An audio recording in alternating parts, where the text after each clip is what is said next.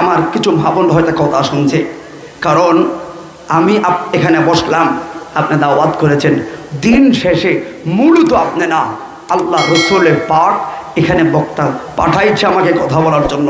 যতক্ষণ কথা বলবো ততক্ষণ আমার শক্তি তো নয়, রহমান দয়া করলে পারবো। কথা বলো ঠিক না বেটে? কারণ কোনো বক্তা যদি বলে আমি অনেক ভাইরাল, আমি অনেক বড় বক্তা, আমার যোগ্যতা বলে স্টেজে কথা বলবো, খোদার কসম সে পারবে না, পারবে না। কারণ ওয়াজের মঞ্চটা হলো মেম্বার হয়ে এমপিকে কন্ট্রোল করার মঞ্চ। কারণ আমার যোগ্যতা, আমি মুফতি কামেল ফাঁস, দুইটা কামেল, আমার দুইটা টাইটেল, ফোকা এবং হাদিস। তাহলে আমি মাত্র ডবল কামেল ফাঁস। কিন্তু আমার তো এমনও শ্রোতা আছে বিসিএস ক্যাডার, এমনও শ্রোতা আছে FCPS MBBS গ্রাজুয়েট প্রাপ্ত আছে না? তো তাহলে আমার কথায় হাত তুলছে, আমার কথা আল্লাহু আকবার বলছে, উঠছে নামছে আমার কথা। তাহলে আমি মেম্বার হয়ে এমপিকে কন্ট্রোল করছি, এটা গায়ের জোরে নয়, আল্লাহর অশেষ দয়া। কথা বলো ঠিক না বেঠে? এই জন্য ওই যে রাসূল পাক বলেছেন, কু আনফুসাকুম ওয়া আহলিকুম নারা, আগে নিজে বাঁচো, নিজের পরিবারকে বাঁচাও। কথা বলো ঠিক না বেঠে? এই জন্য এই যে পরিবেশটা দেখে খারাপ লাগলো, কিন্তু আমার একটাই কথা, আমার 5 জন তো মুসল্লি আছে, কথা বলেন আছে। তবে দিন শেষে এই ভালোবাসা আপনাদের থেকে আমাকে মাইনাস করবে, কাছে টানবে না। কারণ কি? প্রকৃত প্রেম মনে হয় এখনো বুঝাতে পারলাম না আপনাদেরকে, বুঝাতে পারলাম না। কারণ যদি আমার সাথে চলতেন আর কালকে আর আজকে, তাহলে বুঝতে পারতেন যে কতটা পেরেশান হয়। আমি মৌলভীবাজার থেকে এখানে 3 লোক আসলে ভাত খেয়ে ফেলা, এত দূর দিয়ে গেছি। কারণ কি? আমার কথা ভালো লাগবে। যে সময় ফোন দিয়েছে আমি বুঝতে পারছি, জানিস আমি কল দিয়েছি তো আঙ্কেল ব্যস্ত ছিল, কারণ আমার মসজিদ, এটা আমার মসজিদ, এটা আমার মাহফিল, আমার যেতে হবে। তোমরা কষ্ট নিয়ে আমি চলে যাচ্ছি। আমার 35 দিন একটা ছেলে, ফলে সব চলে আসছি, শুধু একবার তাকাইছি আর বললাম ইরজে ইল আল্লাহ, এটি আল্লাহর পথে ছেড়ে দিছি, মরেও গেলে অসুবিধা নেই। কারণ কি? আমি কোনায় মরছি, আল্লাহ রসুলের কথা বলতে গিয়ে মরছি। শত্রুটা বেড়ে গেছে, শত্রুটা বেড়ে গেছে। দিন শেষে চোখের পলকে আপনাকে আমাকে টুপি পরাচ্ছে কিছু শিক্ষিত লোক, বুঝতে পারি না। কথা বলো ঠিক না? আমি ঠিক ভাইরা আমার,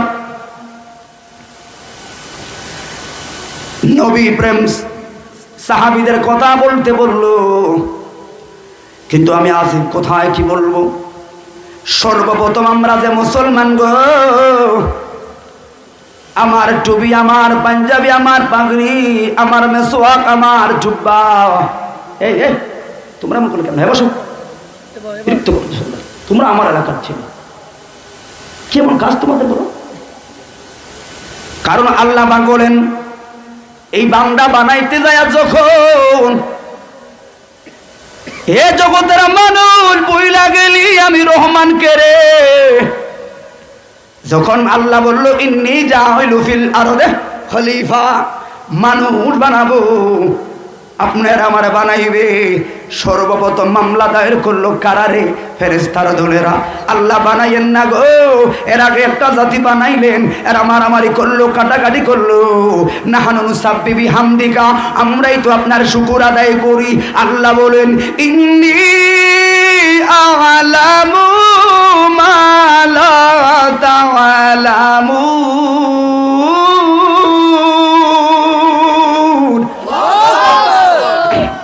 আমি যা জানি তোরা তা জানোস না, কথা বলিস না। ওই আল্লাহ বলে কইরে ফেরেশতার দল, কইরে যাও, আমার নূরপুর ফুরফুবারা গৌসুল আজম খানেকা জামে মসজিদ এলাকার উদ্যোগের সুন্নি সম্মেলনে যারে তোরা না কইলি বান্দা মারামারি করবো, আর দে ঠান্ডা দিয়ে আমার বান্দারা বইয়া হইছে। মাহে রমজান যখন আসে, বান্দা কেন বানাইলো আমার আল্লাহ? হে মুসলমান গো, ভুলে যাবেন না, আমাকে কেউ একজন নিয়ন্ত্রণ করছে, আমার ইচ্ছায় আমি চলতে পারি না, ঠিক না ঠিক? কারণ মনে রাখবেন, এই মেহনত এর আজকে ইন্তজাম করার পেছনে কষ্ট করলো। দুনিয়াতে কেউ বাহবা দেখ, এর চাইতে বেশি সমালোচনা করবে। তো লোকগুলোর আশা কি? আশা একটা, মালিক এই দুয়ারে তোমার যদি কোনো লোকের দয়া না পাই রে, ওই দুয়ারে যদি তোমার রহমতের কদমে আমরা ঠাই পাই। এই জন্য বললাম দিন শেষে কারে রে আপন বানায়া সোনার জীবনটা শেষ করলা, কার লাইগা জীবনটা তেনা তেনা করলা, দেখবা হিসাব মিলাইয়া রে এরাই তোমার বড় শত্রু হয়ে দাঁড়াবে। ওরে বন্ধুরে, আল্লাহ কয় যখন রমজান মাস আসে রে, যারে তোরা আমার নূরপুর গাউসুল আজম জামে মসজিদের নূরপুর খামেলা এলাকার মধ্যে প্রত্যেকটা বান্দার ঘরে ঘরে যা, জোহর আজান দিলে কিরে বান্দা কি করে? কয় শুকনা। চেহারাটা কেমন দেখা যায়? কয় শুকনা। কিরে খায় না কিল্লাই রে? ফেরেশতারা কয় মালিক হিসাব তো মিলাইতে পারলাম না গো। আল্লাহ যখন আসর আজান হয়ে যায় রে, দেখবেন দুনিয়া রোজা থাকার কারণে বান্দার মুখে একটা দুর্গন্ধ বের হয়। আল্লাহ কয় তোর কাছে খারাপ লাগে গো, আর ওই দুর্গন্ধটা আল্লাহর কাছে মেশক আম্বরে চাইতে বড় দামি। আল্লাহ কয় যখন ইফতারটা বানানো শুরু করে আমার মা আমরা বসি, বাবা মেয়েরা সকলে আমি ইফতারটা বানাইলাম, খাই না রে। আল্লাহ কয় ফেরেশতার দলেরা রে, কই রে তোরা যাস না রে? আল্লাহু আকবার। বান্দা কত মায়া কইরা বানাইছে। খেয়াল করেন, ওই বান্দারা এখন মালিককে চিনে না। কথা বলো ঠিক না বেঠে? হাই রে, কখন খাইলো? সেই 2:30 3টায় রাতে, 17টা ঘন্টা হলো খায় না। মুখটা শুকনো হয়ে গেছে, চেহারাটা ক্লান্ত, ফ্রিজের ভিতরে ঠান্ডা খাবার আর শরবত আছে রে, লড়ায় লড়ায় খায় না। ফেরেশতারা তোরা না কইলি বান্দা বানাইতাম না? আর দেখ আমার বান্দারা 18 ঘন্টা খায় না, খাইলে বা কার বাপের কি? আল্লাহ কইল এই জন্য বান্দা বানাইলাম বড় মায়া রে। ঠিক না বে ঠিক? ও মুসলমানের দল, এই তো আশা করে আল্লাহ বান্দা বানাইলো। যেটা কালো ওইটো আমার আল্লাহর পছন্দের।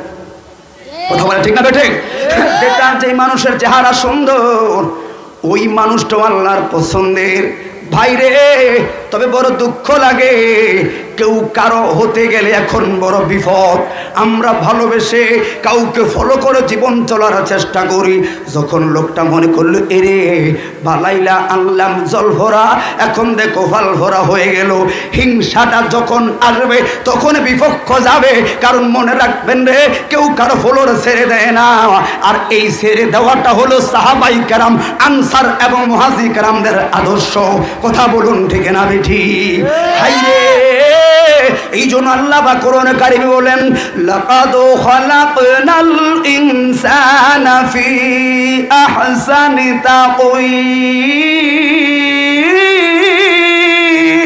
তাকওয়িম। আমি মানুষগুলো বানালাম উত্তম আদর্শ, উত্তম চরিত্র দিয়ে। কথা বলুন ঠিক না বেঠি? যাচ্ছে আপনাদের বিষয়ে। তাহলে যেটা সুন্দর ওইটাও আল্লাহর পছন্দ, যেটা কালো আমি তো কথা বলতে যাচ্ছি এখানে, এটা আমি বুঝি না। তাহলে যেটা সুন্দর ওটা আল্লাহর পছন্দ, যেটা কালো ওটা আল্লাহর পছন্দ।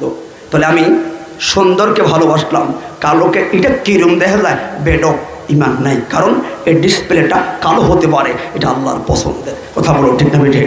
আপনারা কি জানেন পৃথিবীতে যতগুলো মানুষ আসছে গেল, সর্বপ্রথম যে লোকটা জান্নাতে যার পা পড়বে ওই লোকটার নাম কি জানেন? আপনি এখন বলবেন রসুলে পাক, এও না, সর্বপ্রথম যার কদমটা পড়বে ওই লোকটা সবচাইতে গরিব, সবচাইতে কালো, হযরত বেলাল হাবশী রাদিয়াল্লাহু তাআলা আনহু। জবান খুলে বলি আল্লাহু আকবার। বেল হুজুর কেমনে? রসুল যাবে না? হ্যাঁ রসুল যাবে, তবে বেলাল যাবে রশি টানেওয়ালা হয়ে, আর রসুল যাবে বাদশাহ সম্রাট হয়ে। কেমন? রাসূলের পাক হাসরের ময়দানে আল্লাহ পাক রহমতের একটি বিশাল গোড়ার বহর তৈরি করা হবে। ওই দেখবেন যারা রাজারা যখন যায় আর উটের লেগাম টানে কারা? প্রজারা, লোকেরা। ওই দিন রাসূলের পাকের জন্য জান্নাতে যাওয়ার স্লোগান তৈরি হবে। আর ওই দিন রাসূলের পাক ঘোড়ার বহরে উঠবে, ঘোড়ার লেগামটা যিনি টানবে উনি হলেন বেলাল হাবশী। আপনারা বলুন, যখন মসজিদে ঢুকবে তখন লেগামওয়ালাই তো আগে ঢুকবে, তাই বলে লেগামওয়ালার দাম বাড়ে না। যিনি উপরে আছেন দামটা উনারে অবলীল থাকবে, কারণ উনি তো নূরুন আলা নূর। কথা বলুন ঠিক না বেঠে? কারণ কি? লাউলা কালামা খলাকতুল আফলা, উনাকে না বানালে ওই জান্নাত তো হতো না, উনাকে না বানালে কিছুই হতো না। আবার শুধু এটা না, কারণ কি? লা ইউমিনু, বুখারীর বর্ণনা, লা ইউমিনু আহাদুকুম হাত্তা আকুনা হাব্বা ইলাইহি মিন ওয়ালিদিহি ওয়া ওয়ালাদিহি ওয়ান নাসি আজমাইন। ওরে, ওনাকে না ভালোবাসলেও তো ঈমানটা মজবুত হয় না। আর বাসবই না কেন? যিনি দুঃখের দরদি, যিনি আমার সুখের দরদি, যিনি আমার জন্য কেঁদেছেন। এরে, স্বার্থ ছাড়া কেউ কারো দুই পয়সা দুই কদম সামনে আগাবে না। এরে, আজকের মাহফিল আসলাম, একটা স্বার্থ আছে, কি? আল্লাহকে পাবো। কথা বলুন ঠিক না বেটে? আজকের ইন্তজাম তারা করলো, একটা স্বার্থ আছে, এটা নেগেটিভ নয়, এটা পজিটিভ স্বার্থ। আল্লাহ দয়া, রসুলের পাককে পাবো। এলাকার মুরব্বী যারা শুয়ে আছে তাদের একটু কবরে এহসান হবো। এছাড়া কি কোনো অন্য উদ্দেশ্য আছে? কথা উদ্দেশ্য আছে না? তাহলে দেখেন, এই যে লোকগুলো কষ্ট করলো, আমার একটাই উদ্দেশ্য, স্বার্থ প্রত্যেকটা ক্ষেত্রেই আছে। মা সন্তানকে গর্ভে ধারণ করলো, প্রসব করলো, বড় কষ্ট হলো, একটা স্বার্থ আছে, ওই যে মা শব্দটা শুনবে। কথা বলো ঠিক না বেঠে? তো দেখেন, কিন্তু একজন শুধু নিঃস্বার্থভাবে দুঃখের দরদি হয়ে তোমার জন্য দু নয়ন ফেলে কেঁদেছেন। ওরে, উনি তো কে? তুমি কি ভুলে গেছো আমার বিশাল নবী প্রেম এবং যুদ্ধে সাহাদের কথা? আমি একটু একটু করে কথাটা সামনে বাড়াবো, আবার চলে যাবো ব্রাহ্মণবাড়িয়া। মনে রেখুন, আপনকে ছেলে ইতার না, আপনকে মেয়ে না। আমি বলি না, আল্লাহর কোরআন বলছে বাকারাতে, ইয়াউমা লা তামলিকু নাফসুন লিনাফসিন শাইআ। হাসরে ময়দান যখন কায়েম হবে, এগুলো খেয়াল রাখবা। দেখবেন আপনার ছেলে আপনার বিরোধী, মেয়ে আপনার বিরোধী, স্ত্রী আপনার বিরোধী, সবাই বিরোধী। হাসর তো অনেক পরে, আর একটু সামনে আসেন, যখন সাকরাতুল মৌতের বিছানায় পড়ব, ওই দিন আপনকে চিনবেন। ইমাম গাজ্জালি ওই দিন মায়ার সুরে মানুষদেরকে বলে গেছে, দেখবি আর বুঝবি। কারণ পুরুষ জাতি এমন একটা জাতি, পুরুষ মানে বাবারা এমন একটা জাতি, তারা শুধু দুঃখ সহ্য করে সংসারকে দিয়ে গেল। দিন শেষে ধমকও শুনলো, ইরে এটার নামই তো বাবা। কথা বলো ঠিক না বেটি?